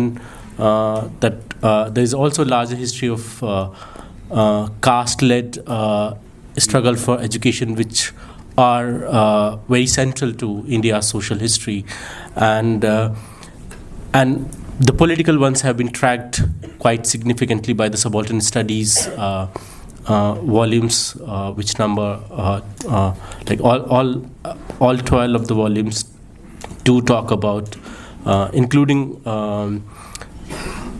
Rajit Guha's elementary aspect, talk about these kind of protests, which are very much quote unquote loud. What I actually wanted to kind of not deny that, but rather like open a new kind of way and think that is there another possibility that we. So it's just a plea to kind of open a new door, not close that door. So that's there, and I thank you for these references that you have given about Telangana and the libraries there. Thank you for that poem or share by Faiz about the term, whether I'm uncomfortable to use Dalit in the title, or I think I do use quite a lot all over the book. It's just that as Professor Vaidik was saying, that I needed a term because I just don't deal with Dalit labor. I talk about upper caste, lower caste and Dalits, and if I include one, I'm excluding the other. So I struggled until the last minute in the book, and I had a lot of in fact disagreement with my supervisor, because my supervisor didn't like the term subaltern, and I had to kind of do some work and a lot of addition I have in fact, there are 2 pages which I added, in fact, in the last minute of writing of the book, just to explain why I'm using laboring subaltern. That does not mean that I do not talk about Dalits, which Ati Shudra. I mean, it is there. It's just that they're not in the title. The question of the solidarity, yes, it comes a little bit, Bhupendraji, towards the end chapters, which talks about the factory labor, and Surve is very much about kind of creating this working class solidarity through his poetry. And even though he transgressed to become a teacher, he remained very much embedded into the labor movement of Bombay, and he wrote about the working life and his experiences even after he was not formally a worker. The question about the knowledge of workers or the embodied knowledge, that itself is a knowledge, and I think that's correct, and that's something the book though doesn't talk. I mean, it doesn't kind of delve conceptually so much, but this is something that me and my colleague Amanda Langelo, we've been kind of writing a series of articles for The Wire. It's called The Artisans of India or The Workers of India, and we've been talking about this traditional embodied knowledge of artisans, and it has been kind of there in our understanding. And we also wrote a special issue for South Asia and Journal of South Asia on question of knowledge, artisans. So it's very much there, but perhaps not in the book in the way that answers your question. So thank you for raising any element of rebellion at the site of industrial school. Yes. So the Lucknow Industrial School, when it was stopped, not in a formal sense of a strike, but in a way that the students stopped coming and they said that they wouldn't come and they left. And that was very much a kind of a visible, clear sign of protest, and the authorities acknowledged it as a protest. So there are there is, and after that only the school is stopped, and the funding is stopped, and then it is turned into a bazaar workshop and later into a technical institute. So a very small protest, but not in the way traditional, like not like CJP or yeah. So regarding the method question, like how did I track the question about the non-work? So I think Professor Vaidik already mentioned that I use Times of India, but I think what I do is that I use a lot of official archive to understand what's actually happening, and this is a kind of very well-established method within the South Asian historiography, particularly labor history, social labor history, subaltern studies. They are all used with official archives to kind of think and know what are the possibilities to kind of write about the workers from that, because the worker is written in a certain kind of form. And I think on page 6, I think within the introduction, I spent two pages just on the methodology, like how do I extract that information about workers, and how do I, because the worker is kind of, so this archive is like, the archive is a power grid, right? It's a language of power, right? And the artisan or the worker is presented in a certain way, in a certain stereotypical manner, and it is a very ephemeral fragment and ephemeral way of kind of presenting the worker. So I try to kind of focus not so much on the mentality but more on the action. So what is that they are doing, and that is producing a reaction by the colonial state, and that is how I read the workers' dream or whatever. There is no way of knowing what workers were dreaming. You can only know by activities what they were doing, what they did, what they decided to do, what they left in the archive, and that is the way I kind of create that by following their activities, their actions. that we can know about the subaltern's desire or dreams. So in that sense, it's not like this subaltern consciousness of the subaltern studies project. And I kind of say that I do not agree with that Rajit Guha's position of that the subaltern is kind of that they have this kind of determined autonomous consciousness. And I kind of in that introduction I kind of try to kind of say that how I move from that position, and the way is to kind of see what actions they are doing actually, whether they're protesting in the school, whether they're not coming, whether they are saying that we don't want, whether they're writing petitions, or whether they're leaving a trace in a newspaper report or in a library. Arun, can I add one word to your thing? Just one word. Sure. You see, most of this subaltern work is not under labor. It's on the peasant. Yeah. I think we need to draw a distinction. Okay? So One only. Yeah. The So patient. major distinction, and I agree with you that subaltern studies have one article on labor, to the best of my knowledge, that was run by our friend Dipesh. Dipesh Chakravarti. After that, he stopped working on labor. So we have to draw a distinction that it is not necessary that we have to constantly use the notion of a subaltern for the working class or labor or laboring poor. Laboring poor is a term our supervisor, our professor coined it. He's used it. So when I produced a book along with Marcel Linden, we decided to entitle it The Laboring Poor. Yeah. So I think that encompasses much wider range of workers, others. So I think subalterns have been really reified around the world, So it's not a criticism of them, but I don't wish to use the term subaltern. I never used it in my book. But Gramsci used it. So. Can I just respond to what? Please. Just very quickly, but it's a better question. तो एक तो ये कि read against the grain जो documents है हमारे पास की बहुत सारी रिपोर्ट्स जो हैं उसमें वो लोग ये हिस्ट्री फ्रॉम बिलो भी कर सकते हैं.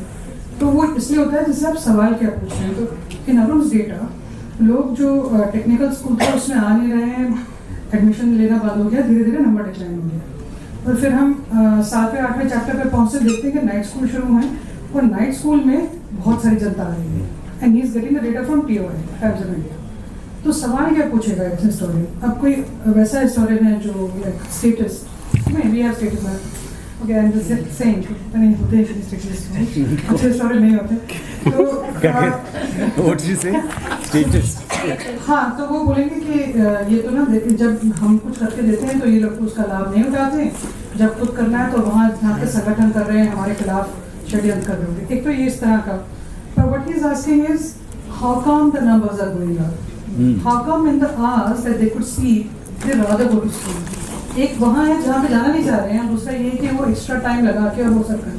Exactly. So it's also the questions you will ask. आपकी नीयत क्या है? What is the moral impulse of what you like? And that's why, and I feel that his own life journey and the idea of testimony justice comes in there.